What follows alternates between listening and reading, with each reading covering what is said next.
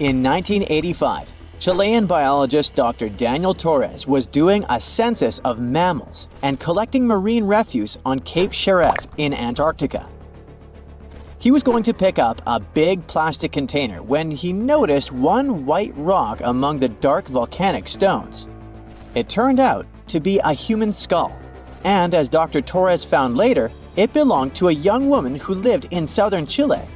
She was most likely in her early 20s and starving when she passed away.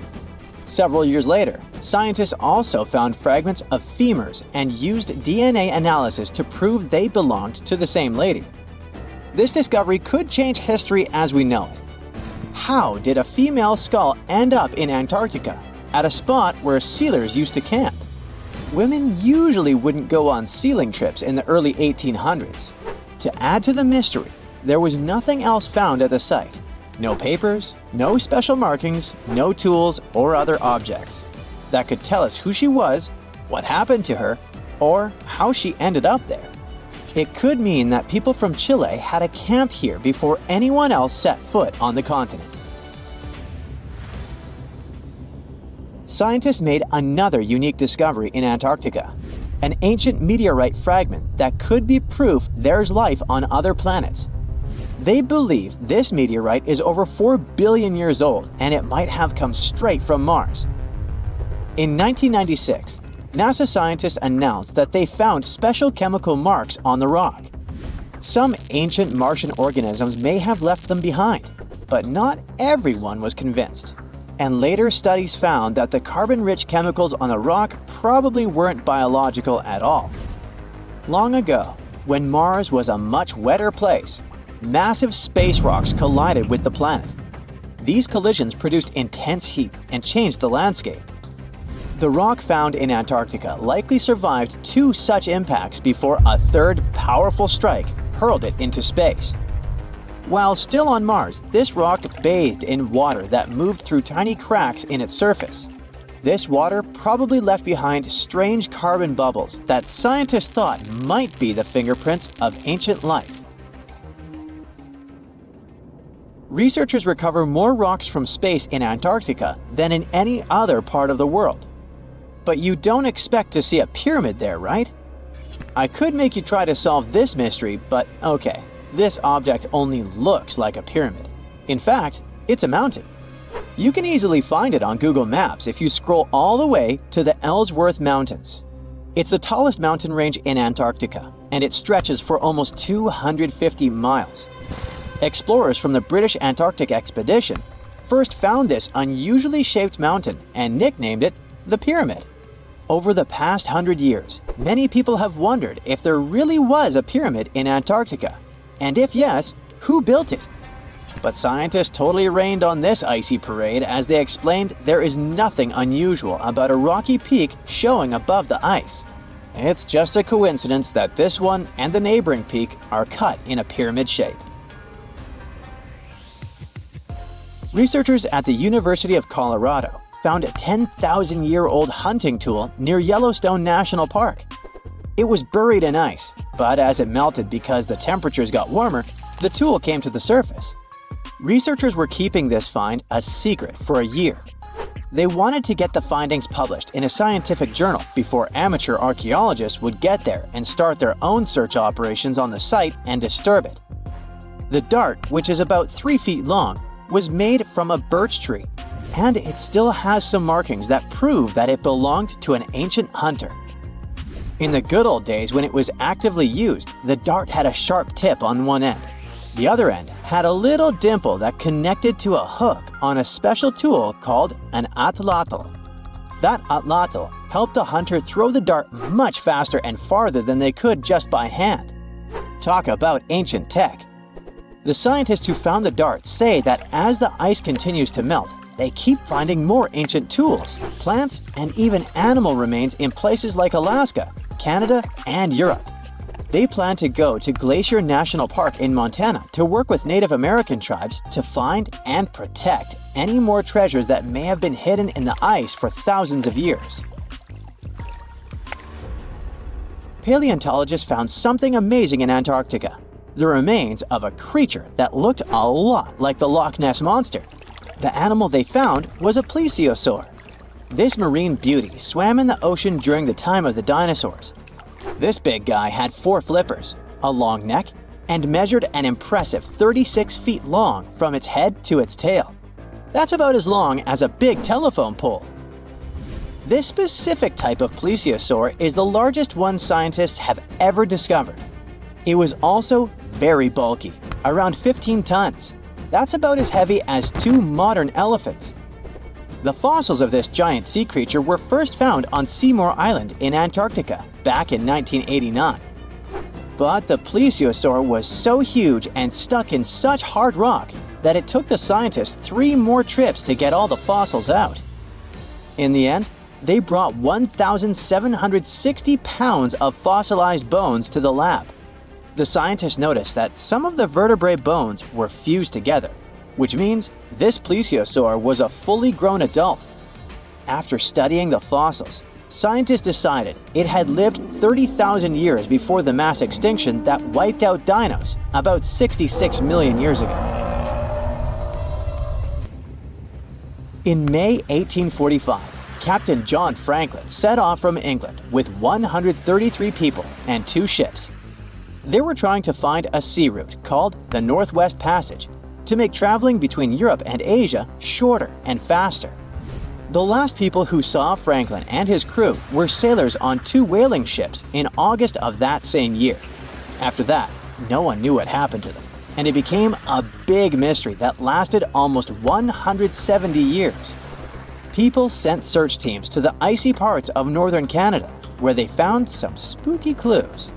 There were things left behind by Franklin's crew, and they heard sad stories from Inuit people who lived there. They even found a note from 1847 on King William Island, written by one of the crew members. The note said the 2 ships had gotten stuck in the ice.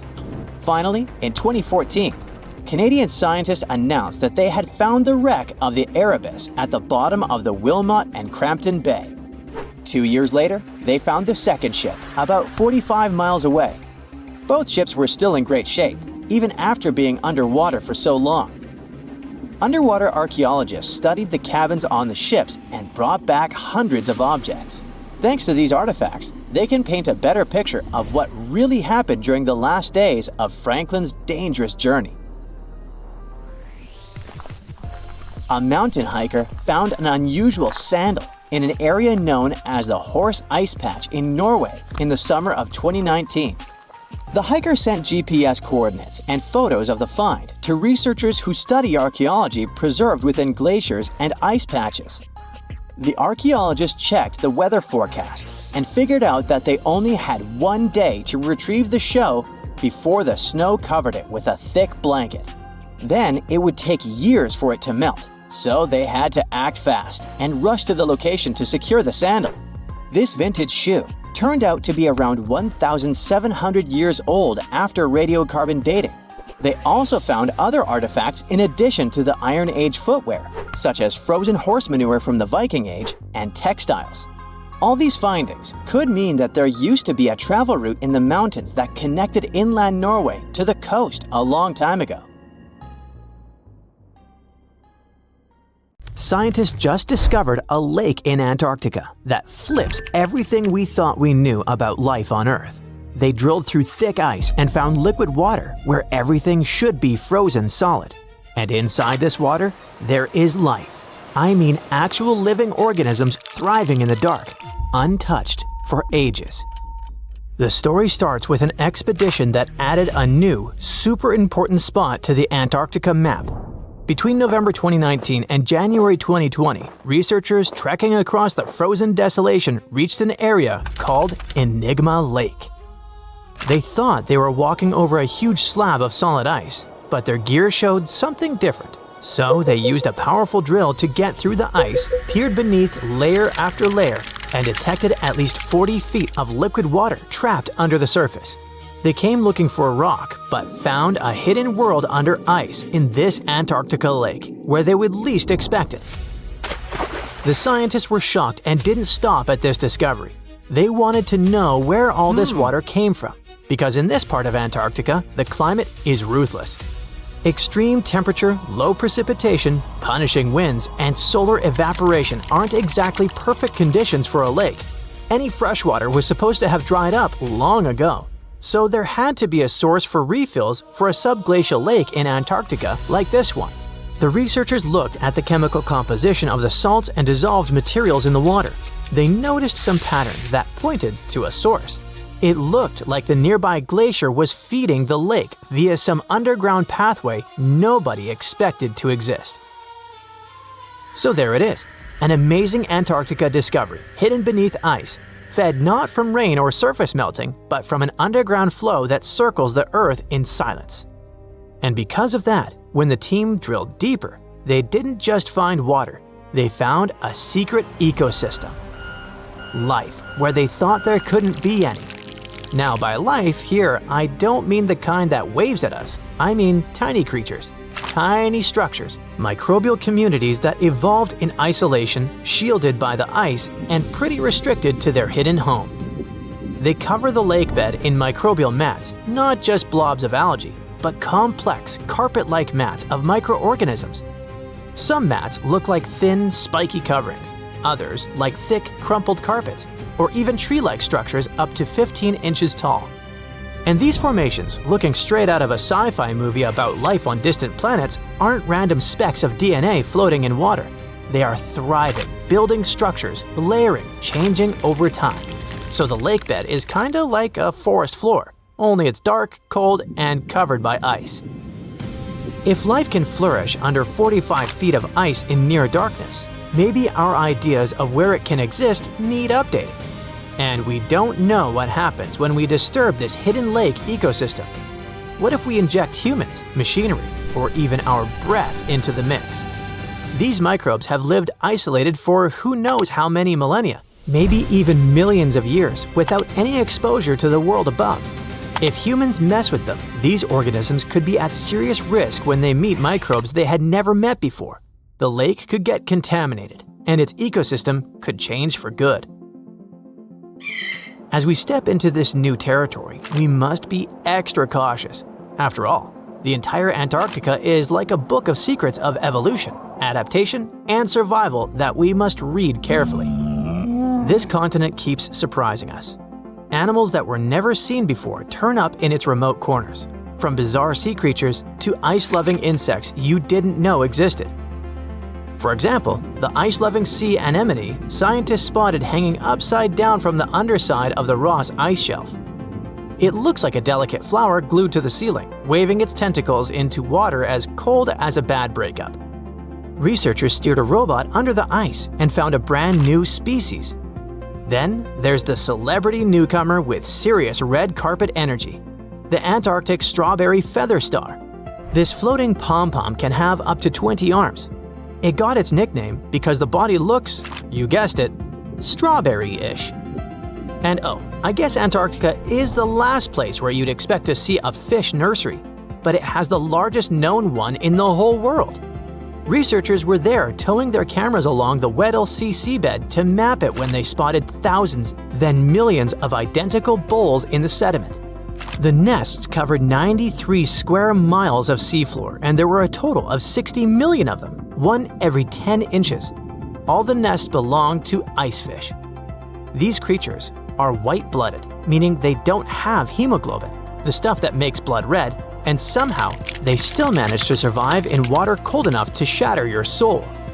Every nest had a parent fish sitting guard over about 1,700 eggs. Turns out, Weddell seals feast on icefish, so this massive breeding ground isn't just a nursery, it's also a buffet for the neighborhood predators. And speaking of buffets, the icefish themselves feed from a warm upwelling that pulls up nutrients and microscopic zooplankton. It's all pretty cool that the icefish colony has a hard edge, a literal line in the sand. The edge of that border matches perfectly with the outer rim of the warm upwelling, which looks like a carefully crafted evolutionary trick. Another Antarctica discovery that shocked scientists wasn't a cool-looking fish or a dinosaur bone, but something probably even more important for science: bubbles. Tiny ancient bubbles trapped inside what might be the oldest ice ever brought up to daylight, nearly 1.2 million years old. Before this discovery, researchers had recorded climate history going back 800,000 years, but they wanted more. They spent years searching for the perfect spot where ice could tell the story straight through. Some Antarctic regions hold ice even older, maybe 3 or 4 million years. But it's patchy, and they needed a continuous record. When they finally drilled into the right spot, they found crystal clear ice cores with bubbles that trapped the atmosphere of Earth as it was hundreds of thousands of years ago. When scientists analyze the air inside, they're not just studying gases.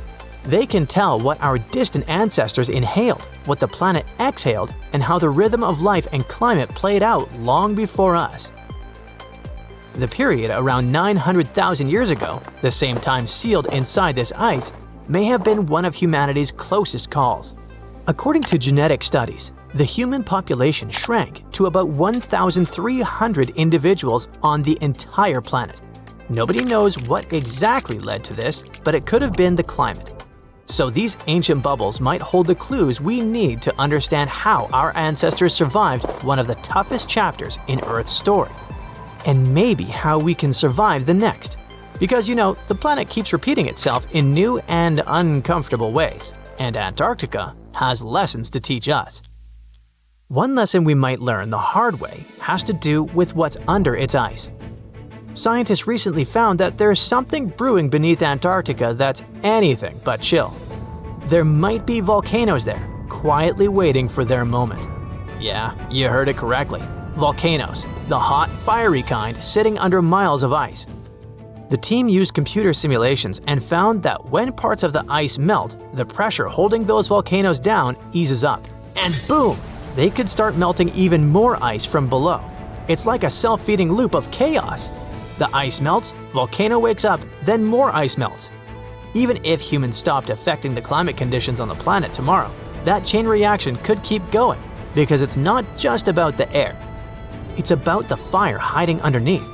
The scariest part is that this kind of melt could raise sea levels way more than we thought. And since Antarctica has over 70% of all the freshwater reserves on Earth, you can imagine the drama level it could lead to. So you see now that Antarctica map is like a real-life board game for humans, and we must be careful studying and playing it. You're down in one of those polar seas where the Brinicle, eerily called the Finger of Death, is born. It's a strange, almost otherworldly place, the deep ocean, where light barely reaches. Everything down there seems to have adapted to survive in darkness and intense cold. But even those truly hardy creatures aren't ready for what a Brinicle can do. When that briny, supercooled water starts dripping down, a ghost story begins. The formation of these Brinicles is a fascinating process, like an underwater science experiment happening in real time. We know that when seawater freezes, it doesn't freeze like fresh water. Because of all the salt in it, it has to push out impurities to form the pure ice that floats at the top. This means the salty water, or brine, ends up trapped in channels and pockets within the ice. When it sees the light of day for the first time, a Brinicle resembles a pipe of ice reaching down from the underside of a layer of sea ice. At first, a Brinicle is very fragile and its walls are thin. But the continuous flow of colder brine supports the growth of the Brinicle. It also prevents it from melting. Otherwise, this process would be inevitable, caused by the Brinicle's contact with less cold surrounding water. As the ice accumulates and the walls become thicker, the Brinicle becomes more stable.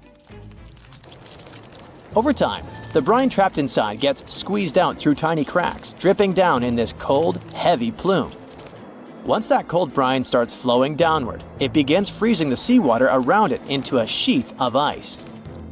That's why, instead of melting as it hits the water below, it forms this icy casing that protects it, helping it grow longer and stronger. The Brinicle keeps moving forward inch by inch, and this crazy downward spiral is almost unstoppable. And when it touches down on the seafloor, that's when the trouble begins for anything living nearby. Imagine being one of those creatures on the seafloor, maybe a sea star or an unsuspecting urchin just trying to make it through the day. and all of a sudden, you see this icy tentacle nearing you. It isn't just some cold water coming down. It's basically a net of ice moving down and spreading out. There's no escape, no way to predict its coming, and no chance for survival. It's a slow-motion natural disaster in action. When a Brinicle reaches the seafloor, it continues to accumulate ice while the surrounding water freezes over. The brine keeps traveling across the seafloor in a downslope direction. Once it reaches the lowest possible point, it stops and pools. But don't let the danger distract you from how beautiful Brinicles are. Well, in their own creepy way. They look like something you'd see in a dream. Elegant, twisting ice tubes reaching down, perfectly symmetrical, and totally random. Filming a Brinicle is no easy task because they're delicate when they first form. Just the motion from a nearby current or a sudden change in temperature can snap them off, ending the show before it really starts. So, scientists who managed to capture Brinicles on film in 2011 actually got incredibly lucky. It was the first time the world got to see this icy finger descending and freezing everything it touched, and it changed our understanding of polar ecosystems. Brinicles can reach quite impressive sizes. Sometimes they can stretch for several feet. Their size depends on the conditions of the water and ice above. The slower the water movement and the colder the temperature, the bigger and stronger a Brinicle can grow. But if the water's too deep or if there's too much movement in the current, the Brinicle is likely to break apart. It needs just the right balance to survive long enough to touch down and freeze over the ocean floor. For creatures living on the seafloor, Brinicles are like invisible booby traps, only instead of avoiding a net, they're avoiding an expanding ice cage. Starfish and sea urchins might not have big brains, but they have a basic survival instinct to crawl away from danger. Sadly, with Brinicles, they're usually caught completely off guard. One second they're minding their own business, the next, an icy sheet is closing in around them, trapping them where they are and freezing them almost instantly. It's hard not to feel sympathy for these creatures, right? You watch footage of a Brinicle in action and you see a starfish just stopping. One moment it's moving slowly along the sand, and then it's frozen in place, totally helpless. It's like watching a train wreck in slow-mo. Luckily, Brinicles present danger only to smaller marine life forms like sea urchins and starfish. Bigger animals like seals or whales, or humans who happen to go diving in the ocean at the frigid poles, Brinicles are totally harmless. At the same time, for scientists, this tough natural phenomenon offers a fascinating insight into how life adapts, or fails to adapt for that matter, in extreme environments. And it gets even better. A Brinicle might just be the perfect setup for life to begin. Researchers are now looking at these super salty ice tubes as not just fatal traps, but potentially as sources of life. This theory isn't just science fiction, it's rooted in actual research. Here's how it goes. The brine channels in sea ice are full of tiny, confined spaces. Those are exactly the kind of places where chemicals can get trapped, concentrated, and start interacting in interesting ways. It's like setting up a mini-lab where the building blocks of life can come together and create something new. Scientists think this process of salt rejection in sea ice could have actually helped the first bits of life appear. Some researchers even think that this process might be happening right now on icy moons like Europa, Ganymede, or Enceladus, where there might have been frozen seas beneath thick ice layers. Just imagine it. Brinicles forming in other worlds of our solar system, laying down the foundations for extraterrestrial life, and all thanks to the same icy process that creates these fingers of death here on Earth. One way scientists describe Brinicles is by comparing them to chemical gardens. Have you ever done one of those experiments where you mix metal salts into a solution and watch them produce plant-like structures? Well, you can observe a similar chemical process when a Brinicle is in action. In the cold, saline-rich brine of a Brinicle, certain reactions could kick off to create amino acids or other building blocks of life. It's wild to think that something so dangerous could have also helped shape our world. Or could be creating other forms of life elsewhere. In both cases, whether on Earth or another planet, these icy chemical reactions might be the first step toward the formation of simple life forms. It's a kind of alchemy, where ice and salt water mix to create something more than the sum of their parts. This is one reason why scientists are so eager to study Brinicles. Each one could hold a tiny clue about how life begins, survives, or fails under extreme conditions. Something as mesmerizing and weird, but at the same time simple as Brinicles, hints at bigger questions. How did life start on Earth? What are the conditions needed for life to survive in extreme environments? Could icy structures like these exist in other parts of our solar system or beyond, creating similar conditions that might one day give rise to alien life? As much as they look like a silent threat reaching out from the ice, Brinicles are also reminders of how beautifully complex and interconnected our world is. They may seem like simple fingers of ice, but they hold secrets that touch on everything from ecology to chemistry to the origins of life itself. So next time you hear about the ocean, remember that deep below in the darkest, coldest waters, something incredible and a little bit terrifying is happening right at this moment. Welcome to one of the most mysterious and unexplored places on Earth. But what's so special about that? It's just some icy peaks and the endless snowy expanse of Antarctica. Yeah, that's right, but there's still a planetary scale mystery here. No matter how hard you try, you won't see a hidden mountain range, giant, unexplored land where no human has ever set foot, and it lies under another layer of mountains. It's like a nesting doll, but the size of a continent. These mountains hide Antarctica secrets, and these secrets can tell us something awesome about the ancient history of our planet. This gigantic unexplored territory in Antarctica is called the Gamburtsev subglacial mountains. And the layer of ice above keeps this place untouched by nature and people. It's like a land inside another land, and it hides more than just mountains. There are valleys, hills, and plains. The whole area is similar to the European Alps, but unfortunately, we can't enjoy the view. Those mountains were first discovered in 1958 using seismological instruments. More than half a century has passed since then, and this place still remains one of the most poorly studied tectonic objects on Earth. Why? Because it's ice. A lot of ice. Who knows? Maybe there are some unknown ancient artifacts lying there. What if they're hiding a secret city or spaceships? It's unlikely, of course, but it would still be interesting to look there. Think about it. Hundreds or even thousands of miles of land that have remained unchanged for hundreds of millions of years. Even if no new species of animals or remains of an ancient civilization are there, this place still has a history. The history of the formation of continents on our planet. And scientists have already figured out some of this story. The mountains buried in Antarctica were originally like ordinary mountains, but as a result of a planetary scale event, they just… Wait a minute. Have you ever wondered how mountain ranges are formed? We see them in real life, in movies, in photos on the internet. We climb them. But how did they appear? Mountains have not always existed on the planet in this form. They appeared as a result of a large-scale collision of tectonic plates. Two giant solid chunks of ground are moving toward each other, then crash, and boom! Millions of tons of the Earth's crust pile on top of each other, mix, and form ledges and gorges. And all this can last for millions of years.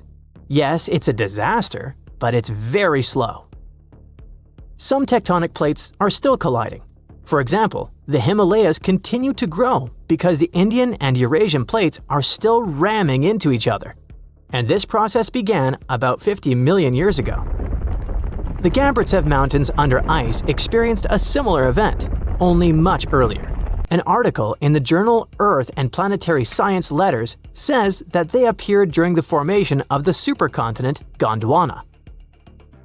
Two giant pieces of land were separated by a boundless ocean. But then, about 700 million years ago, they collided and formed Gondwana.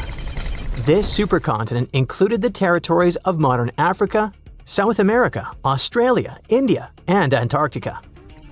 The giant pieces crashed into each other and released a stream of hot, partially molten rock. This mess grew bigger and bigger, forming mountains. The temperature of those mountains grew, their mass increased, and at some point, Gondwana became unstable. The supercontinent began to collapse under its own weight. The hot rocks below the surface began to flow sideways as a result of a process called gravitational spreading. Take toothpaste and start squeezing it out of the tube. Approximately the same thing happened with billions of tons of red hot rock. Ancient mountains in Antarctica appeared right during this catastrophic event. You've just watched a visual simulation of global events that took place hundreds of millions of years ago. It looks cool, but how did scientists figure it out? How did they see this planetary scale destruction? If the Gamburtsev Mountains under ice is one of the most unexplored places in the world, then how could people find out its origin? The answer is simple. Tiny particles of rock have told us about the changing landscape of the planet. These are zircons, but scientists also call them time capsules. This mineral is very handy and resistant to mechanical and chemical influences. It's difficult to crush, it doesn't get affected by erosion, and it doesn't dissolve in water. And there's uranium inside it. This chemical element shows scientists the age of the rock. The fact is that uranium always decays into lead at the same rate. Scientists look at the ratio of uranium and lead and determine the age of minerals with great accuracy. Okay, this sounds a bit complicated. Here's a simple example. Imagine that each mountain belt is a clock that starts ticking at the moment of its formation. That is, after the collision of tectonic plates. After the rock forms, uranium begins its slow decay. The more time passes, the more uranium turns into lead. The rate of this decay is always the same. This decay can last for billions of years. The less uranium is in zircons and the more lead, the older the rock is. And this is how it happens in practice. Geologists take several rock samples. In a lab, they crush it to extract crystalline zircons. Geologists then dissolve the particles in acid to separate uranium from lead. Then they use a special device, a mass spectrometer that accelerates atoms and sorts them by mass. This is a rather complicated process, but the bottom line is that this device shows scientists the amount of uranium and lead. They look at the ratios of these two elements and calculate the age of the rock. Geologists took zircons from sandstones near the Gamburtsev Mountains, studied those particles, looked at the level of uranium, and calculated the chronology of mountain formation. Then they compared the data obtained with the history of our planet and realized that the mountains buried in Antarctica appeared during the formation of the supercontinent Gondwana. But how did they find out that the supercontinent included Australia, India, and Africa? Zirconia from those Antarctic rocks turned out to be very similar to zirconium from those countries. That is, a long time ago, these three continents were together. So, the Gamburtsev Mountains began to grow about 650 million years ago. About 580 million years ago, they reached the height of the Himalayas, and 80 million years later, they experienced the melting of the Earth's crust. And while most of the mountain ranges on the planet were changing and collapsing, the Gamburtsev Mountains under ice remained untouched. Water, soil, wind, earthquakes, gravity, and other natural forces destroy mountain belts. This process is called erosion. But mountains buried in Antarctica haven't experienced anything like this. The cold temperature and the ice sheet around them kept this range unchanged. It's one of the best preserved ancient mountain belts on the planet. Okay, but why do we need to explore these mountains? What difference does it make that the supercontinent Gondwana collapsed in the past? It's possible that plants, frozen bodies of insects, or ancient bacteria have remained preserved under thick layers of ice. What about ancient animals? Many species could have lived on Gondwana. Studying ancient mountains in Antarctica can show us what the planet looked like about 500 million years ago. When Antarctica was a green continent, what lived on it? What happened to this life? Is it possible to revive those ancient creatures after so many years? If scientists were able to calculate the date of the supercontinent's appearance using tiny particles, then imagine what they could find after examining this hidden mountain range. It all sounds very interesting, but there's one problem. To take a small piece of this unknown world, you need to drill through a lot of ice. You need to deliver heavy equipment to one of the most inaccessible continents in the world, build stations, obtain an energy source, and conduct large-scale research. It sounds incredibly expensive, so this hidden territory will probably remain a mystery for a long time.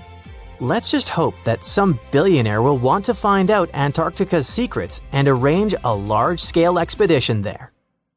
This sleek, state-of-the-art submarine named Ran was sent to explore the depths of Antarctica. But as soon as it discovered something, it mysteriously disappeared. So, what happened? It all started when scientists wanted to explore one of the most remote and mysterious places on Earth, the Dotson Ice Shelf in West Antarctica. This ice shelf, silent giant, stretches 30 miles wide. That's almost the length of New York City. It stands between two icy promontories, the Martin and Bear Peninsulas, and it hides an entire world of geological mysteries. If you think that Antarctica is nothing but a desert of super thick snow and ice, you're wrong. There are entire landscapes hidden deep down there. The underside of the Dotson Ice Shelf is a rugged, dynamic terrain shaped by the slow, relentless forces of nature. There are towering ice formations, deep troughs, and bizarre structures stretching for hundreds of feet.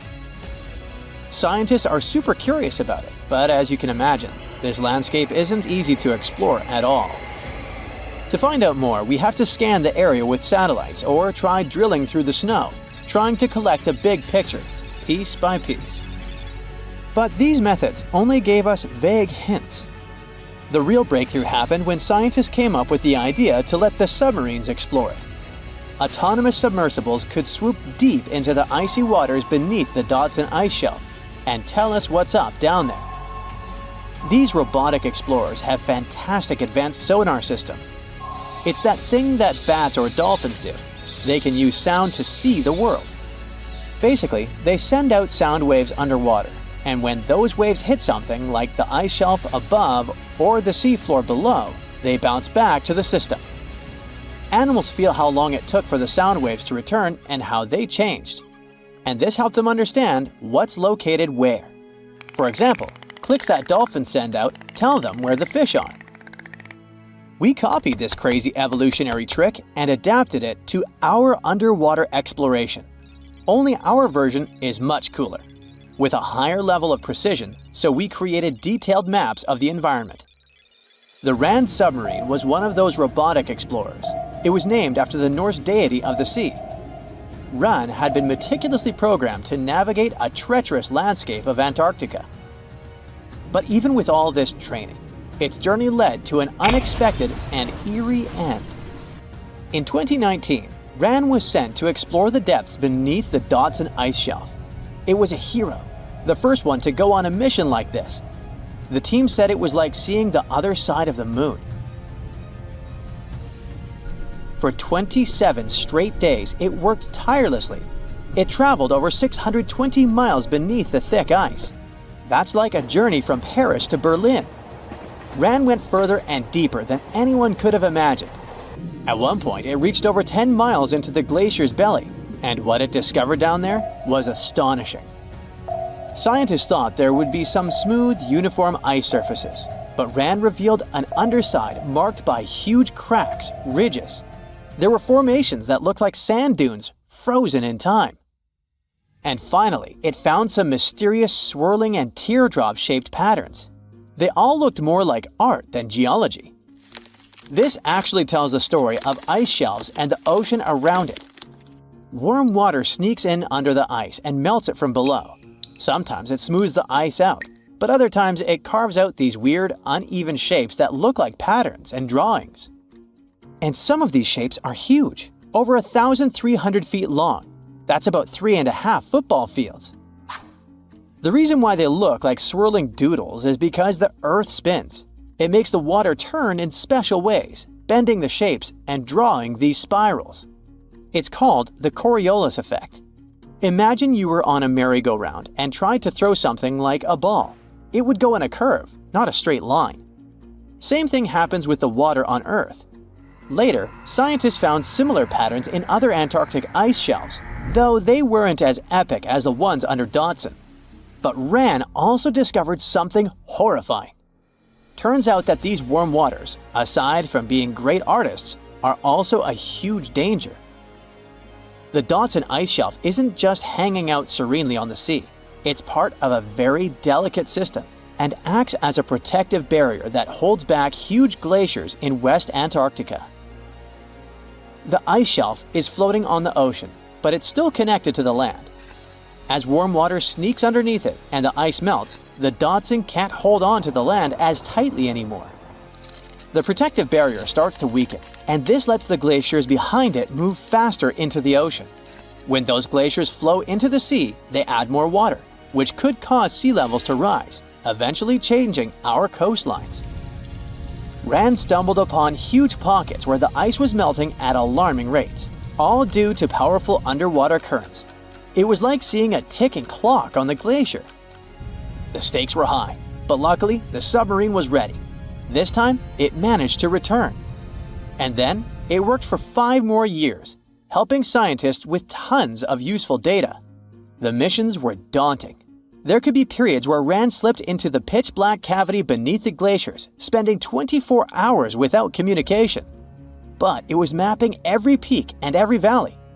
It gained experience from over 40 missions below ice. Then, in early 2024, Rand went on a mission to the Thwaites Glacier. The mission was bold from the start. This place is also ominously referred to as the Doomsday Glacier. It's called that because it's slowly melting and has the potential to raise sea levels worldwide if it collapses, causing catastrophes everywhere. That's why Rand was dispatched to explore its underbelly, a place that had never been mapped so intricately before. The idea was to uncover the glacier's secrets, study how rapidly it was melting and why. This was Rand's second time exploring Thwaites. During the previous visit, it became the first sub to ever map the glacier's underside. Rand was exploring the depths from 650 feet to 1,650 feet. It sent a lot of data about how the Doomsday Glacier was slowly melting due to warm ocean currents. But while venturing into these icy depths, something went wrong. Out of nowhere, Rand vanished. Without warning, without a trace. One moment it was sending back crucial data, and the next it had slipped into the abyss. No distress signals, no final transmission, and it didn't return to the point it was supposed to. People sent extensive searches, helicopters soared overhead, drones buzzed through the frozen skies, but no sign of the submersible emerged from the glacier's grasp. After a while, Rand's batteries would certainly run away. So at this point, it had definitely been swallowed by the abyss beneath 1,500 feet of ice. That was a huge and sad loss for the scientific team. The scientists at the University of Gothenburg are now looking to replace Rand and continue their important research under Thwaites. To this day, scientists have no idea what happened to it. Some say it may have been trapped in the ice. Others believe it was pulled away by an unseen current. It also might have collided with something unexpected. Whatever the truth is, its disappearance has left scientists stunned, and it looks like the ice shelf will hold on to its secrets a little longer. At least we gained a treasure trove of knowledge from Rand's journey. Scientists keep exploring Antarctica, looking for history that hides under the snow. For example, they discovered that around 90 million years ago, a lush temperate rainforest thrived near the South Pole.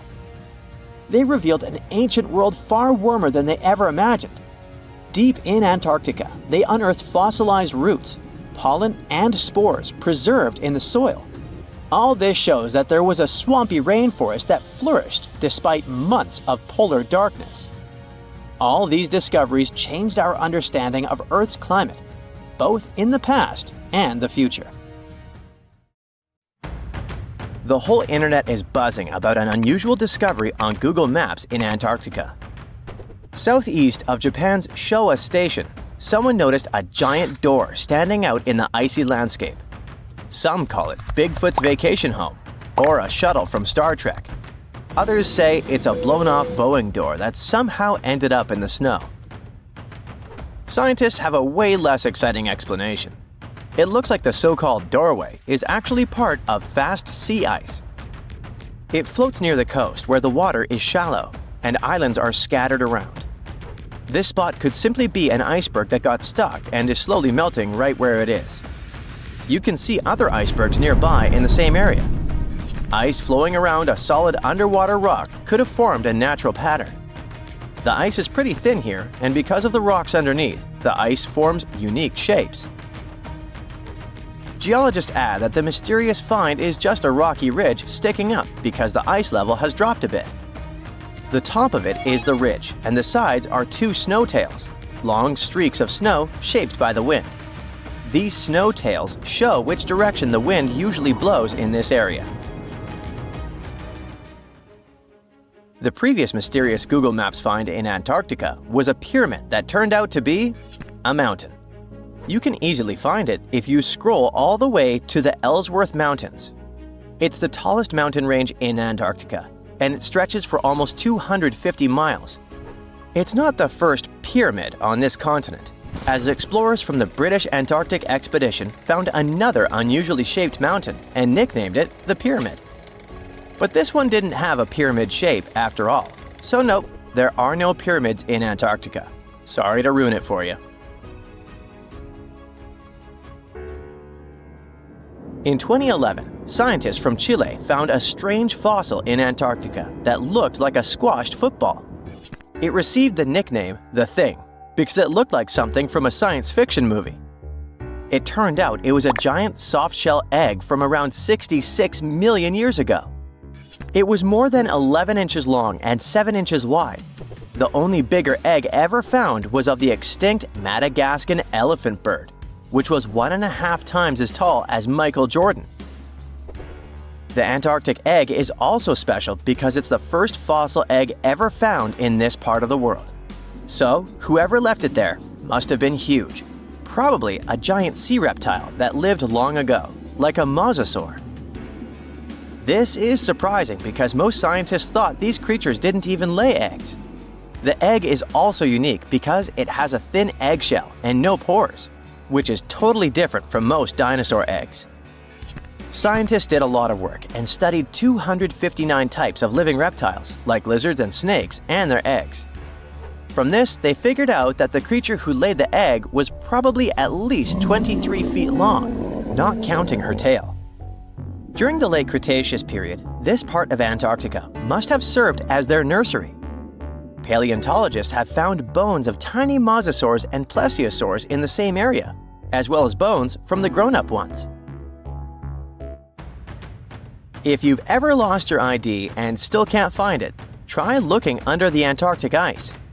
Well, at least it worked for a man who was reunited with his security access card after 21 years. Rod Budd, a technician studying sea life on the Antarctic seafloor, spotted the card while he was diving at a place called Cape Evans. Rod thought it might be a credit card, so he put it in his pocket and kept working. When he took a closer look, he realized it actually belonged to someone named David McCaw. The card stayed with the research institute where Rod worked for 8 more years, until they finally managed to find David. It turned out that he had never been to Antarctica. In 2003, someone broke into his car in Wellington, New Zealand, and they tossed the contents of his briefcase into the harbor. So, the card traveled over 2,400 miles in 13 years. There aren't even ocean currents that move directly from Wellington to Cape Evans. If the card went through different ocean currents, the journey would take around 1,000 years. So maybe it got attached to something else that could float more easily, like a piece of debris or a plant that can grow on objects and make them buoyant. Or maybe the person who took David's briefcase was on a ship that went to Antarctica. Or the card somehow stuck to the bottom of a research boat that ended up there. In case you want to see probably the coolest find from Antarctica, you gotta head to the 2025 World Expo in Osaka, Japan. They'll display a meteorite the size of a rugby ball that came all the way from Mars. A Japanese research team found it in Antarctica in the year 2000. They believe a massive asteroid impact blasted the meteorite off its home planet before it traveled through space and landed on Earth. It's one of the largest Mars meteorites ever found, weighing 28 pounds. Scientists studied the gas inside the rock to confirm it's from Mars, and they also found special minerals inside that form when water is present. This means Mars likely had water a long time ago. So, studying the rock may help us learn more about whether life could have existed on a red planet. A team of sound experts found a huge underwater canyon in Antarctica, thanks to bad weather. They had to pause their work at the Casey Research Station. Instead of waiting around, they decided to use the unexpected free time to map the seafloor near Adams Glacier. And that's how they found a canyon that is almost 7,000 feet deep, almost 30,000 feet wide, and stretches over 28 miles away from the glacier. The icebreaker they were on uses a special tool called a multi-beam echo sounder. It sends out sound waves in a fan shape under the ship, then listens for the echoes to create a detailed map of the ocean floor. During the mapping, they discovered just part of the canyon before they had to return to the research station. But when bad weather returned, the ship went back and mapped even more of it.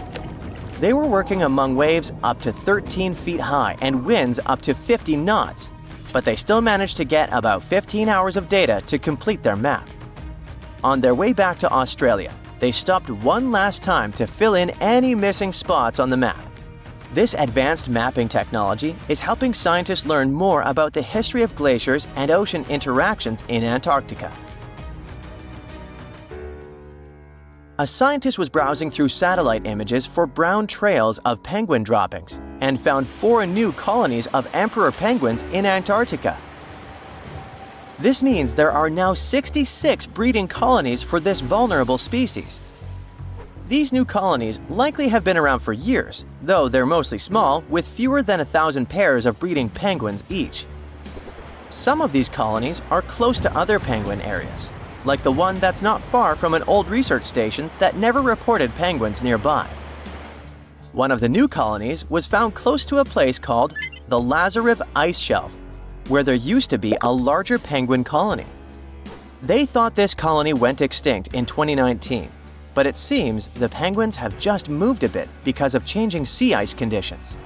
If we add the newly found penguins to the total population of this breed, it doesn't change the picture a lot.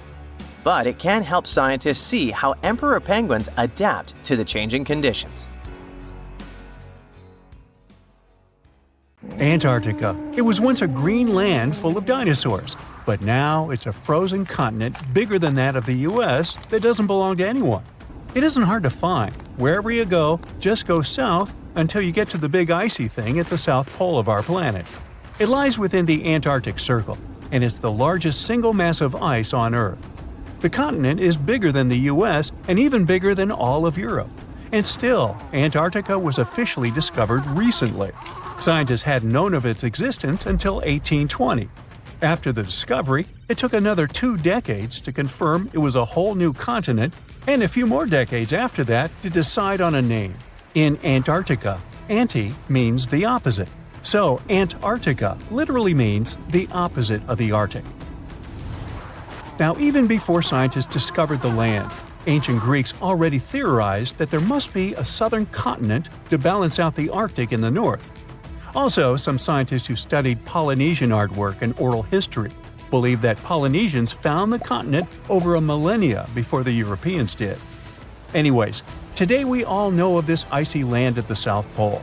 Because of its location, there are just 2 seasons there, summer and winter, and both last 6 months. In summer, it's a bit warmer, and the continent exists in pure daylight. And in winter, it's dark all day long. 98% of Antarctica is ice. This continent alone stores 60% of the planet's fresh water. And yet, despite all those water reserves, Antarctica is the biggest desert in the world.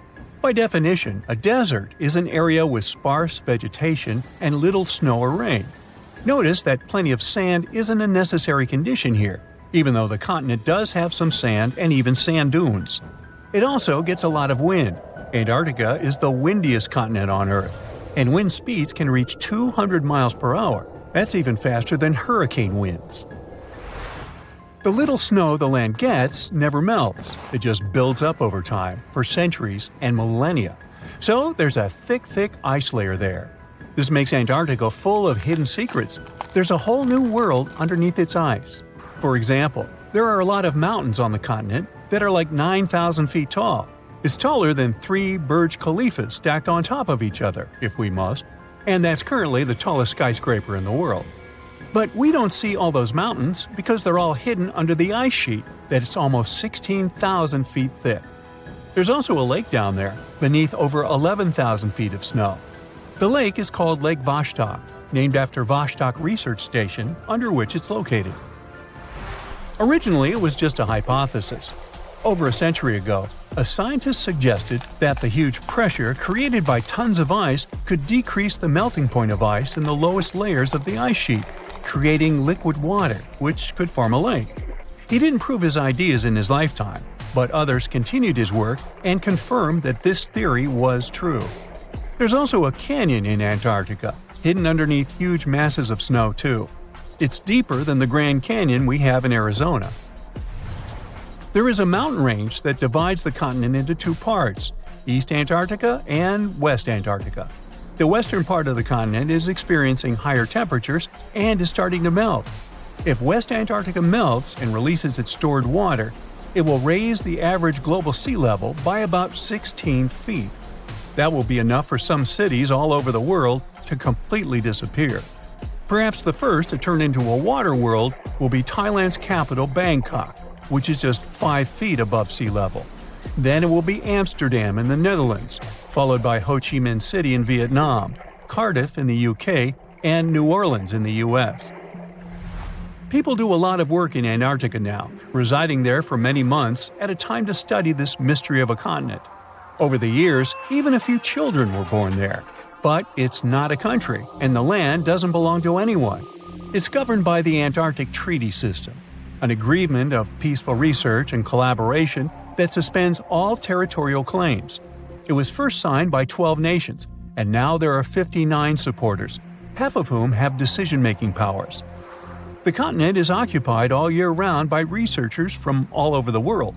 There are about 5,000 people living there in summer and about 1,000 in winter. Yet no one is a permanent resident there. People come and go, and the scientists take turns spending time there. The average yearly temperature there is negative 30 degrees. But there was a time when Antarctica was about as warm as Melbourne, Australia is today. It was about 40 to 50 million years ago. I wasn't around then. But the continent had green forests and dinosaurs roaming its land, chilling in the sun in a 63-degree Fahrenheit environment. That was before penguins. In our age, it's so cold that you won't even find any trees or bushes in Antarctica, just the snow.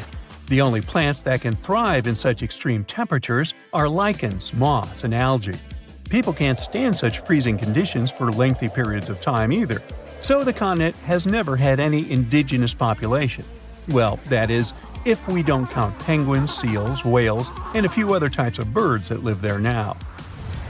Antarctica's fauna is the scariest and least diverse on the planet because only a few organisms can withstand its harsh conditions and because non-natives aren't allowed to be brought there. So, if you decide to travel to Antarctica with your cat, well, you can't.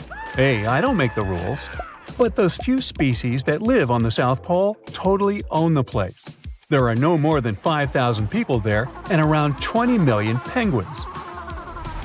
They are a kind of settlers, though. Penguins' first ancestors lived in Australia and New Zealand.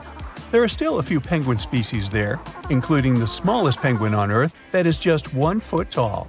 Still, most of the penguins migrated to Antarctica at some point. possibly because they were attracted by the greater food supply there. It's not the cold that made them like the land. It turns out, most penguins leave the continent when the summer ends. The only ones that stay there are male emperor penguins, and they do it to warm and protect eggs left by their mates. But where do all the other penguins go? At first, it was a big mystery even to scientists. But then they attached some tiny location devices to the legs of a few of these animals and figured it out. Penguins go to live in the southern oceans while it's too cold in Antarctica. None of them go ashore for half a year until they get back to the continent. When they come back, it's when those eggs, left for male penguins to nurture, start hatching, and so penguin families can be together when it happens. Penguins eat different fish, and the ocean is full of those despite its cold temperature. In some areas, water can reach below freezing temperatures because it's salty. But fish don't freeze there because they have antifreeze proteins in their bodies. Then there are also about 1 million seals in Antarctica. They like fish too, and they can hold their breath underwater for 2 hours. They see way better underwater than in the bright light of the day, and they also use their whiskers to locate food. Their breathing holes in the ice can freeze while seals are away, and they must use their teeth to make a new one. Seals can even sleep underwater and then resurface occasionally to get some air without waking up. I can appreciate that. Giant vase-like sponges, otherworldly jellyfish, segmented worms covered with bristles, and large octopuses are the newest Antarctica discovery. Scientists found them after a giant iceberg had broken away, and it turned out to be a treasury of ancient life under ice. In January 2025, a huge iceberg the size of Chicago, called A84, broke off from Antarctica's George VI ice shelf, which is a large ice shelf about 280 miles long, 12 to 43 miles wide, and around 820 feet thick. In the summer, which lasts from November to late February, the ice shelf melts at the surface, and meltwater ribbon lakes form. They're elongated and ribbon-like. That's how they got their name. Anyway, when the iceberg floated away, it left part of the ocean floor wide open, and it was a spot no one had ever seen before. Scientists on the research ship Falkor 2 were nearby in the Bellingshausen Sea. As soon as they heard about the iceberg, they immediately changed their plans. They understood that it was a super rare chance to check out something unknown and amazing, like lifting a rock in the forest to see what's hiding underneath. The researchers used an underwater robot named Sebastian and explored the deep sea for 8 days. They went as deep as over 4,200 feet. Down there, they found a hidden ecosystem. There were big corals and sponges literally packed with sea animals. A whole world under the ice. The researchers thought they'd find some life down there, but they didn't expect to see so much. And this underwater ancient life wasn't just surviving, it had been thriving in that harsh, icy place for a really long time. Anemones that looked like fluffy little trees, sea spiders, ice fish, octopuses. The research was live streamed to scientists from all over the world, and those live streams are actually in open access. The coolest thing was that some discovered creatures seemed to be new species. Yes, there are probably new species in Antarctica in 2025, and some might only live in this region. That's because Antarctica isn't just really far away, it's been cut off from the rest of the world for millions of years. The Antarctic circumpolar current surrounds it, like a big water moat surrounding a castle. But even if it turns out that those species are not new, the scientists have still found snails, worms with bristles, crustaceans, like tiny crabs and shrimp, and a species of the phantom jellyfish. Those are super rare and look otherworldly. Their official name is too complicated, so let's just call them the giant phantom jelly. This jellyfish is huge. Its bell, the round umbrella part on top, can be more than 3 feet wide. It has 4 long arms that trail behind it. Each one as long as 33 feet, about as long as a school bus. Scientists first caught one way back in 1899, but it took them 60 years to realize it was a totally new kind of jellyfish. The phantom jellyfish has a see-through purplish body that looks kind of ghostly. Instead of normal jellyfish tentacles, it has these ribbon-like arms that help it catch food and pull it into its mouth right in the middle. Even though jellyfish don't have brains like we do, researchers watching the giant phantom jelly noticed something surprising. The otherworldly creature seemed to move its arms very carefully and with control, especially when swimming through tight spaces on the seafloor. It looked like it was being very cautious and deliberate. Ugh, creepy. Another sentient being? Jellyfish have a simple nerve net instead of a brain, which helps them sense the world around them. But the way this phantom jelly moved made scientists think it might be smarter or more coordinated than other jellyfish. Studying it can help scientists learn how animals without brains still manage to explore and survive in tricky places underwater. Another cool find was little worms called bristleworms. Scientists call them polychaetes. But let's stick with bristleworms because it kinda sounds fun. Lots of different kinds of them live in super cold, deep parts of the ocean. Bristleworms have bodies made of many segments, and they have tiny little bristles all along their sides. These bristles help them move around, feel what's near them, and even protect themselves from danger. One cool example is the Antarctic scaleworm. It's a type of bristleworm that lives in really cold, deep waters and has shiny, golden bristles that make it look pretty fancy. During Antarctic deep-sea exploration, the team also found giant sponges shaped like vases. Usually, sponges grow very slowly. So to get that huge, they must have been growing there for a really long time, maybe even hundreds of years. Their size shows that the deep-sea animals living around them didn't just move in recently. Those sea creatures have been there for decades and managed to form thriving communities under the ice. So, it really was ancient life hiding under all that ice. And that surprised scientists a lot. In older studies, people used to drop cameras through holes in the ice or visit iceberg areas long after the ice had broken off to explore hidden ecosystems. Back then, they mostly saw bare, empty seafloor with just a few living things. But this time, the team arrived just weeks after the giant iceberg broke away, and they got to see what was hiding right underneath it. The first 9 miles behind the ice shelf can hide rich and busy ecosystems. The area is dark, cold, and hidden for ages, and still, all kinds of creatures live there. This shows that life can survive in places that seem too harsh or frozen for anything to live. On the other hand, finding all this life down there isn't super surprising. Lots of animals live in dark, cold places underwater, so it makes sense that they'd be under the ice shelf too. The ice kind of hides them and keeps them safe from anything going on above. But what's weird is how many different kinds of creatures live there, even though it used to be a really closed-off space. It actually looks a lot like the seabed in parts of Antarctica that don't have ice on top. How can that be?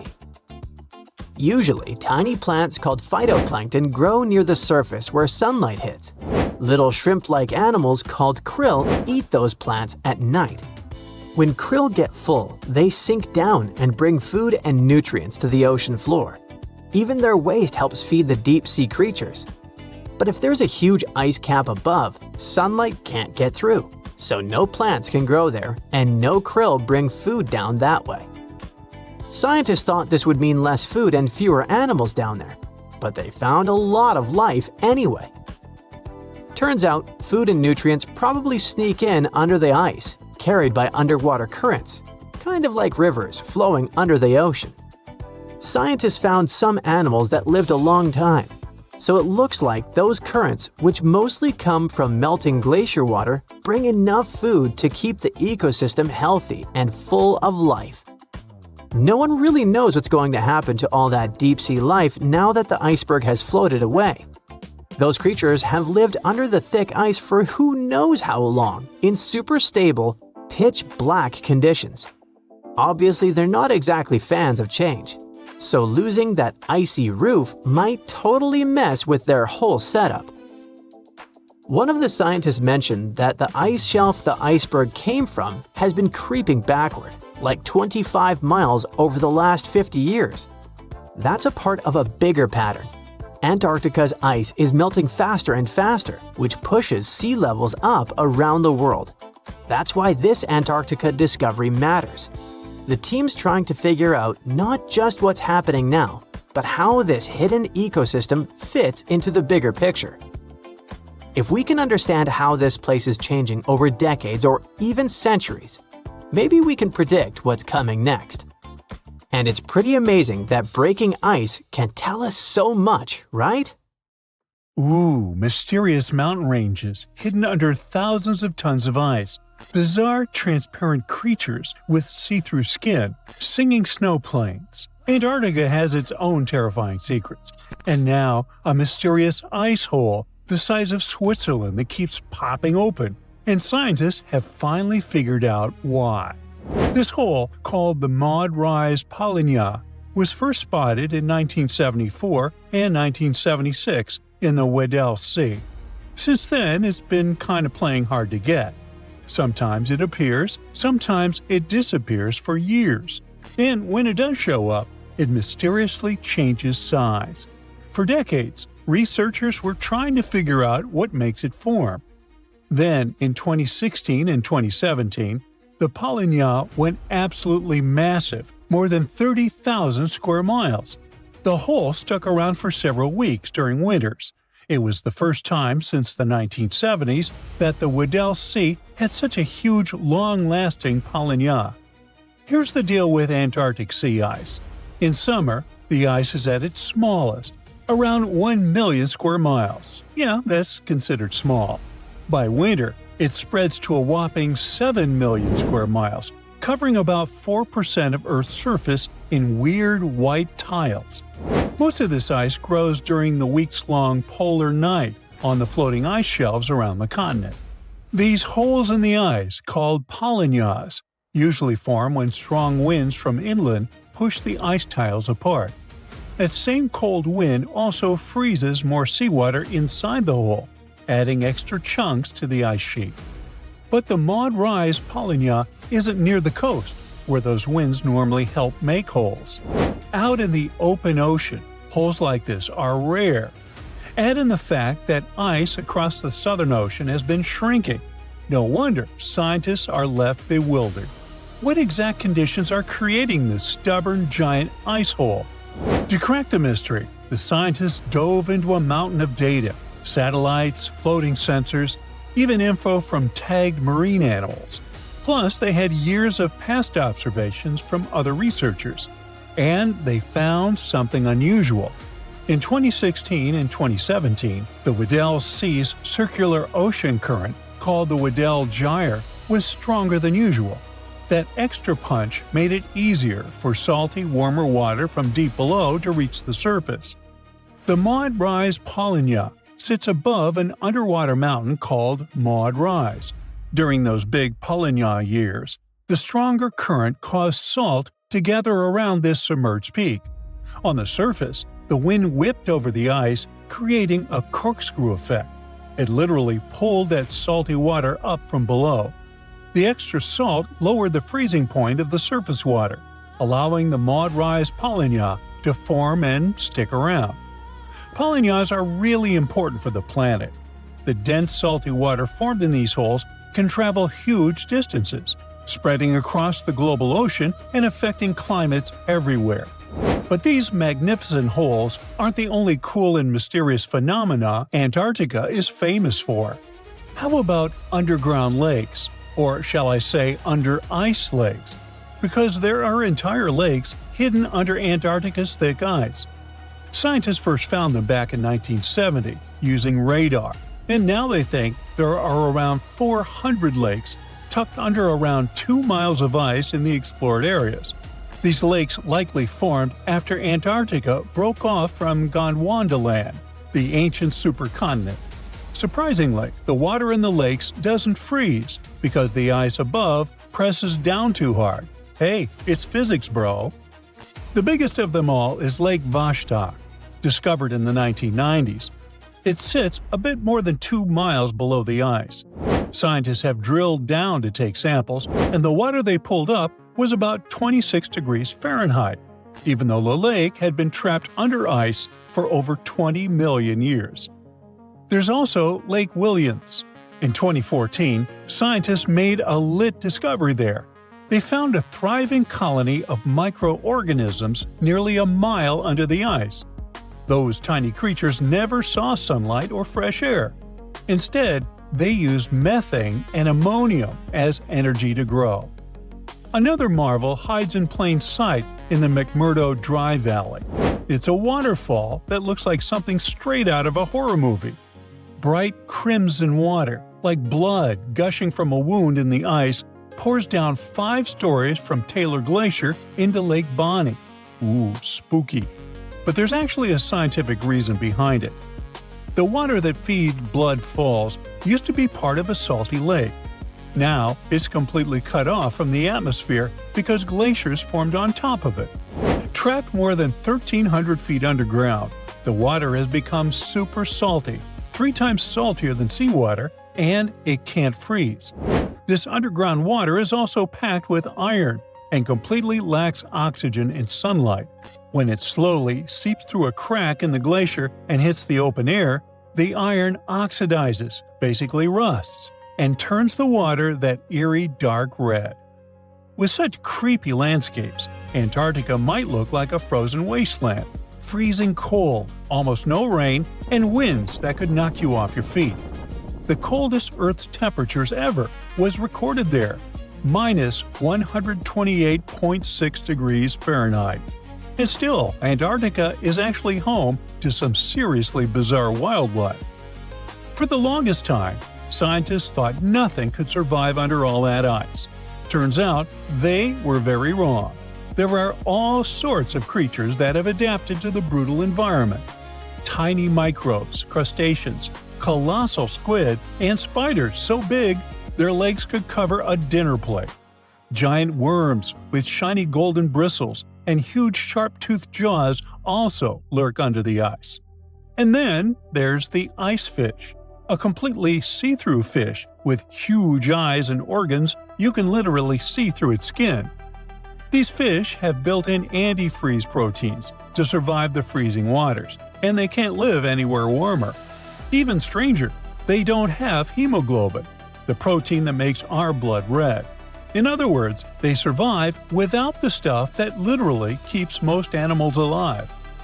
But Antarctica wasn't always the frozen desert we know today. Millions of years ago, before the Ice Age, it was actually warm, lush, and full of life, maybe even home to ancient civilizations. Hard to imagine, huh? Scientists figured this out after finding fossilized wood, tropical tree remains, and leaf impressions, all pointing to the existence of rainforests. On top of that, they've uncovered fossils of marine animals, birds, and dinosaurs from the Cretaceous period. Even tiny creatures left their mark. Fossilized beetle wings from 14 to 20 million years ago, single-cell fossils, and, astonishingly, 50-million-year-old sperm cells preserved in the egg case of an extinct worm. So now, it probably won't shock you when I tell you that beneath Antarctica's thick ice sheets, there's a massive hidden mountain range. The Gamburtsev Mountains stretch for 745 miles and rise to almost 10,000 feet, about the third the height of Mount Everest. And all this is buried under between 6,500 to 13,100 feet of ice. The mountains were discovered in 1958. Scientists noted a thin patch of ice and some weird gravity readings while crossing the continent. Even though no one has ever seen those mountains directly, researchers use radar to map their shape and gravitational and magnetic readings to study them all the way to their base. Perhaps the craziest part is that the Gamburtsevs are around 1 billion years old. So, in theory, they should have eroded away long ago. How they're still standing is a mystery. Most scientists think a frozen mantle beneath the ice might be protecting them from erosion, keeping this ancient range intact. And finally, Antarctica has its own soundtrack. The Ross Ice Shelf, the continent's largest ice shelf, is several hundred feet thick and spreads over 193,000 square miles, roughly the size of France. And scientists have recently discovered that this massive ice slab actually sings. The eerie melody comes from wind blowing over snow dunes, which creates vibrations in the ice and a nearly continuous seismic hum. You can't hear it with your ears, but seismic sensors pick up the mournful tune. In fact, it was discovered by accident. Scientists just installed special sensors to monitor other ice behaviors. Now, even cooler, the song changes depending on what's happening on the ice. Melting, storms, and shifting snow all tweak the vibrations. Researchers are now using this haunting melody as a kind of early warning system. They listen to it in real time to track the ice shelf stability and potential collapse. Ice piracy is like Pirates of the Caribbean, but you gotta swap those tropical seas for icy, freezing waters. And the captain here isn't Jack Sparrow, but a massive glacier in Antarctica. Meet the Polar East Glacier. Its calm, sparkling surface might look innocent, but don't be mistaken, it is a pirate, and a pretty skilled one too. Instead of gold, it's been stealing ice from its neighbors at record speed, and scientists can't believe what they're seeing. So, what exactly is ice piracy? Arr! This is a strange kind of glacier movement, where one glacier starts taking ice from another nearby. Instead of minding its own business and slowly sliding toward the sea, it suddenly changes course and begins pulling ice that used to belong to its neighbor.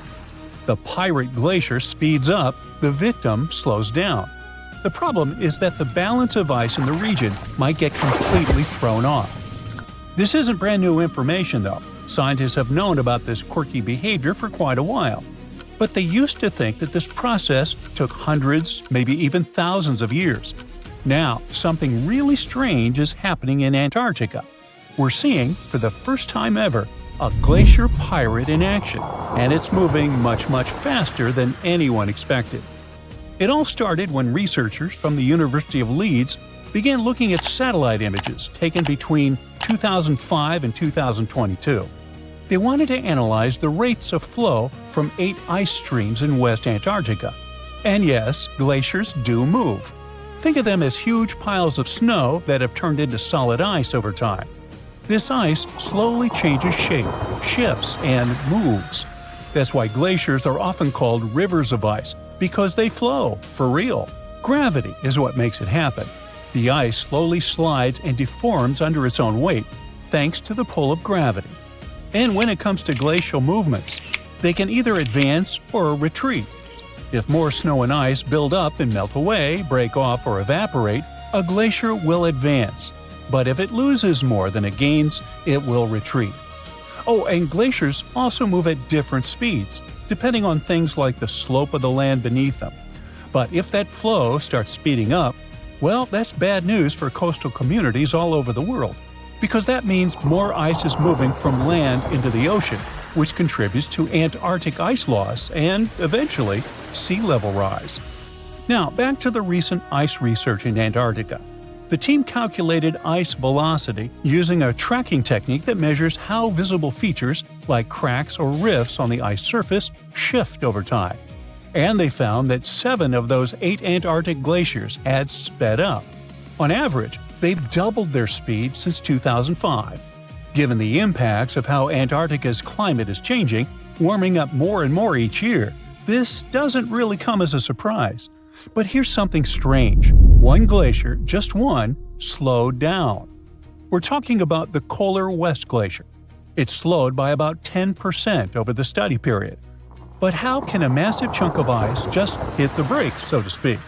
To figure that out, researchers looked at its surroundings, and there it was, the culprit, the Polar East Glacier. Experts think Polar West slowed down because it's flowing toward its pirate neighbor, Captain Polar East. That one's moving much faster. In fact, It's one of the fastest glaciers in the area.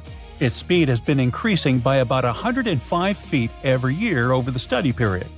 Okay, that might sound slow, even for a tortoise. But for a glacier, that's disturbingly fast. Polar East is the Usain Bolt of ice chunks, and that's not even the most impressive part. The strange thing is that it changed its flow direction. Instead of moving straight ahead like it used to, it's now turning towards its neighbor, Polar West, and pulling ice from it. Scientists think this is happening because the ice at the point where the glacier meets the ocean is melting faster than before. That glacier melting makes the ice thinner, and as it thins, it changes the way the ice upstream flows. So now, instead of feeding both glaciers evenly, more of that ice is being funneled onto Polar East. In short, Polar East is speeding up and changing its course. So now it's pulling or stealing ice from its slower neighbor. And just like that, this mysterious glacier in Antarctica became a real ice pirate. Okay, this whole ice piracy thing isn't that weird. I mean, it's part of how glaciers normally behave. Slow, dramatic, and occasionally a little mischievous. What really blows scientists' minds is how fast it's happening. They used to think this was a super slow process, something that would take hundreds or even thousands of years. But this one is taking place in just 18 years. And this is a huge satellite discovery in Antarctica. I mean, scientists were only able to spot it thanks to the Copernicus Sentinel-1 mission, a pair of European satellites that use radar to keep an eye on Earth's surface. They can track changes in ice, land, and ocean with incredible precision and coverage, making them perfect for studying how the polar regions are changing. Because here's the thing, keeping an eye on the coldest parts of our planet is becoming essential for our future. And this particular part of Antarctica, where both the Polar West and East glaciers are located, is thinning faster than anywhere else. Its glaciers are retreating at record speed. The grounding line, the point where the glacier stops resting on land and starts floating on the sea, is moving backward. When that happens, the ice sheet slides into the ocean even faster. But scientists say glaciers aren't just melting, they're reshaping themselves in completely new ways. And that's exactly what's happening with the Polar East Glacier. Seeing a pirate glacier in action firsthand has once again changed how scientists look at things. The new data on ice piracy shows something they've never seen before. Glaciers and floating ice shelves are interacting in new and surprising ways. So, more and more, experts need to rethink how these icy giants behave as the world warms up. And that's a big deal, because they play a significant role in how fast sea levels rise this century. In fact, Antarctica's glaciers are one of the biggest reasons our oceans are swelling. The continent is losing about 135 billion tons of ice every year. That's like dumping tens of millions of Olympic-sized pools of water into the ocean annually. If all of its ice melted, sea levels would rise by about 190 feet. That kind of rise would flood much of Florida and huge areas of the Netherlands and Bangladesh, for example. Many small island nations would completely vanish beneath the waves. Now, you might be asking yourself, what's hiding beneath all of Antarctica's ice? Well, it might look flat from above, but underneath that mile-thick layer of ice lies a whole landscape of steep mountains and deep valleys, crossed by winding rivers. Those hidden rivers could play a crucial role in how the ice sheet reacts to all this unusual warmth. Scientists now predict that as Antarctica's ice sheet keeps melting and thinning over the next few decades, those subglacial rivers will grow, overflow, and shift into new paths. This could make some of the biggest glaciers near the coast start to break apart faster, and that would make sea levels rise more quickly. So that's why understanding these changing dynamics and glacier movement, like our icy pirate, is so important. Every new discovery helps scientists figure out what's really driving Antarctica's glaciers and how they are responding to a warming world. The more we learn about these frozen giants, the better we can predict what might happen next and how changes down in Antarctica could ripple across the entire planet. It was one of the biggest creatures ever to roam the Earth. It was longer than your average school bus and could easily weigh more than 10 elephants combined. But where did it live? How did it end up having this size? And most importantly, Why is it extinct nowadays? Let's find out. The Megalodon was the largest predator ever known in our planet's history.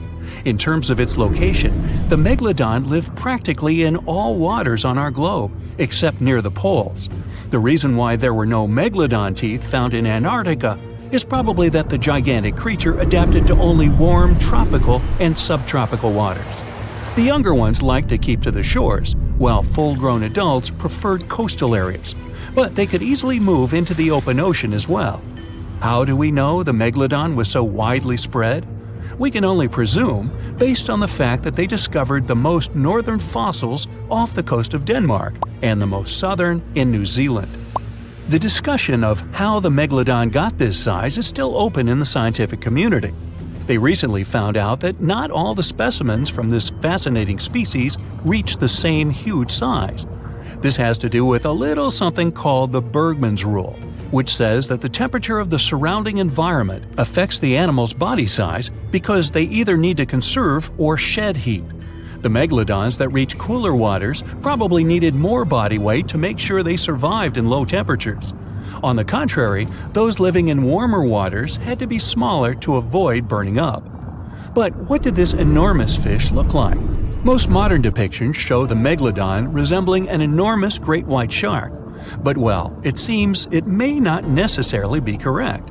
The megalodon likely had a much shorter nose and a flatter jaw that looked almost squashed when compared with a great white shark. It also seems to have something in common with the modern blue shark: extra-long pectoral fins. They needed these to support their weight and size while navigating the planet's waters. Lastly, the lady megalodons, seem to have been about twice as large as the gentlemen. As for their offspring, even a small megalodon was enormous, at least 6.5 feet from nose to tail. How do we know that? Because specialists have stumbled upon megalodon nursery habitats in Panama, Maryland, the Canary Islands, and Florida. Even the piles of used diapers were enormous. Nah, not really. Surely the scariest aspect of the megalodon's looks was its mouth. I mean, think about it. Megalodon had whales for dinner, so it obviously needed to open its mouth wide enough. Scientists have estimated that its jaw would span a mind-boggling size, 9 by 11 feet wide. Just to paint you a better picture, that means it could have easily gulped down 2 adult people side by side. Wait, which 2 adults? Those impressive jaws also feature 276 teeth. Based on modern reconstructions of the force of its bite, it looks like it may have been one of the most, if not the most, powerful animals of prey ever to exist. For comparison, humans can have a bite force of around 1,300 newtons. Today, great white sharks have been estimated to be able to bite down with a force of over 18,000 newtons. The megalodon tops all the records, with an estimated power of bite up to 10 times greater than that. It could basically crush a car with very little effort. Its teeth were also pretty amazing. Similar to sharks, the megalodon was fast in replacing its broken or worn teeth. With 4 or 5 rows of teeth in its mouth, it basically acted like a conveyor belt, growing back damaged or missing teeth within about 48 hours. This means that an adult megalodon probably would have grown several thousand teeth throughout its lifetime. It was nice of them to do that, though, since it's probably one of the reasons why megalodon teeth are so common in fossil records, and we're able to study them properly. To maintain its impressive physique, the megalodon had to eat somewhere around 2,500 pounds of food per day. Can't wrap your head around that? Well, it was the equivalent of 1.25 cows per day to survive. It's like if you had to eat 3,300 cans of tuna every day. I've used the word megalodon a lot, but have I mentioned where it comes from? When translated from Greek, it means giant tooth. Ah, those clever Greeks. However, this giant shark's full scientific name is a bit more complicated: Carcharocles megalodon. But are these gigantic predators actually extinct? We tend to believe so, but let's be honest for a second. We've come to know more about the surface of Mars than the depths of our oceans. Like, we've only explored 15% of our oceans altogether. Who knows what may be lying out there in the deep? Maybe some ancient predators? The Mariana Trench is the deepest oceanic trench on Earth. The Challenger Deep, its deepest part, is so deep that you could dip the whole of Mount Everest in there and it would still be over a mile above the surface. That's deep. If a megalodon or two ever needed a place to crash, that would be a discreet enough location. However, the Mariana Trench is not a particularly comfy place to be in. Because it's cold and steeped in total darkness and all. The temperatures here are around 36 degrees Fahrenheit all year round. And to top it all off, the pressure is 1,000 times stronger than at sea level. So it's safe to assume that if any megalodon is hiding in here, its teeth and bones might not be looking so good. Because of the intense pressure here in the Mariana Trench, proteins and calcium start to dissolve and disintegrate. That's why, for example, the Haddell snailfish, the deepest dwelling fish we've discovered, has evolved to feature flexible cartilage instead of bones. To survive here, the megalodon would also need to learn to navigate in complete darkness. That means they would have to either become luminescent or evolve to grow massive eyes like the giant squid. While it may sound like an intriguing and good idea for a movie script, most scientists don't think it's possible. Why? Well, most of them say it's because of the megalodon's size. Most foods that megalodons like to eat live in shallow ocean areas and not in the deep, deep sea. Specialists believe that if these animals were actually still roaming our waters, there's no way we wouldn't know about it. They would need to come up for dinner every now and then, right? Their food is also the most likely cause of why the megalodon is not alive anymore. While some specialists believe the megalodon became extinct because of a drop in the ocean water temperature, most scientists suggested that the shifting food chain dynamics may have been more to blame. Why? Because at some point, there was less and less of its primary food source, baleen whales, and at the same time, the numbers of its natural competitors, like smaller predatory sharks like the great white shark and whales, increased. The megalodon did live on this planet a lot more than we did, and way back when we didn't even exist yet. They were here for nearly 70 times longer than we, modern humans, have, inhabiting the oceans for around 20 million years. Homo sapiens appeared around 300,000 years ago. The megalodon managed to survive for so long mostly because of its unbeatable size. I mean, they can make a meal out of almost everything in the sea at the time. We may think about both of them as prehistoric creatures, but the megalodons and the dinosaurs never coexisted on Earth. The dinosaurs probably died out about 66 million years ago. Megalodons seem to have appeared a bit later. That's because the oldest megalodon fossils we have yet discovered are from the Miocene epoch, which began 23 million years ago. So long, Meg! The largest volcanic region on Earth is not in Africa or Japan, but under the ice of Antarctica. Scientists found 138 volcanoes in its western part, and if they decide to go wild, you'll surely notice it. They could melt huge amounts of ice that will move into the ocean, raise its level, and make our planet uninhabitable for humans. But before you pack your things to fly away to another planet, hear me out. Only 2 of the Antarctic volcanoes are officially classified as active now. And it would take a whole series of eruptions, decade after decade, to seriously impact the whole world. Mount Erebus, one of the 2 Antarctic volcanoes currently in action, proudly bears the title of the world's southernmost active one. It has been continuously erupting since at least 1972. It emits plumes of gas and steam and sometimes even spews out rocks, and scientists call it Strombolian eruptions. One of the coolest features is a lava lake in one of its summit craters, with molten material on the surface. Such lakes are rather rare because they need certain conditions to make sure the surface never freezes over. The second active volcano is Deception Island, a horseshoe-shaped landmass. It is the caldera of an active volcano that last erupted over 50 years ago. Scientists who monitor it say it shouldn't go wild anytime soon. Antarctica also has plenty of fumaroles. Those are volcanic vents that release gases and vapors into the air.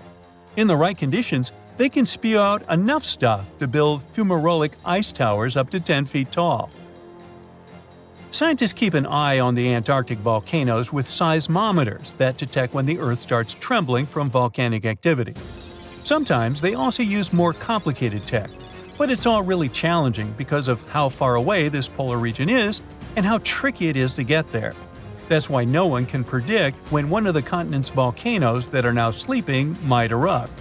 We can guess what this waking up would look like if we analyze the events from nearly 20,000 years ago. So, shall we? One of Antarctica's sleeping volcanoes, Mount Takahe, had a series of eruptions and spewed out a good amount of halogens rich in ozone back then. Some scientists say these events warmed up the southern hemisphere. Glaciers started to melt and help finish the last ice age.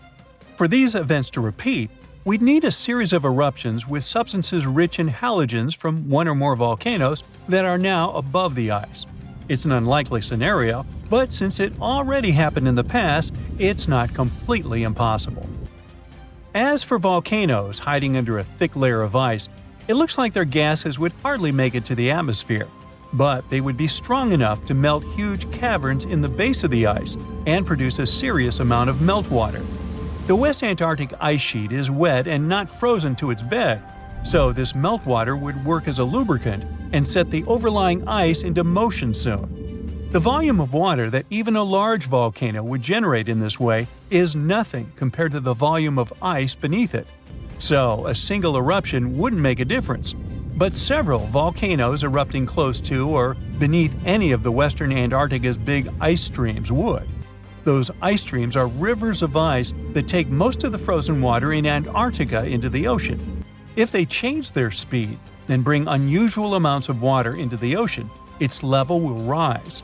As the ice would get thinner and thinner, there would be more and more new eruptions. Scientists call it a runaway effect. Something like that happened in Iceland.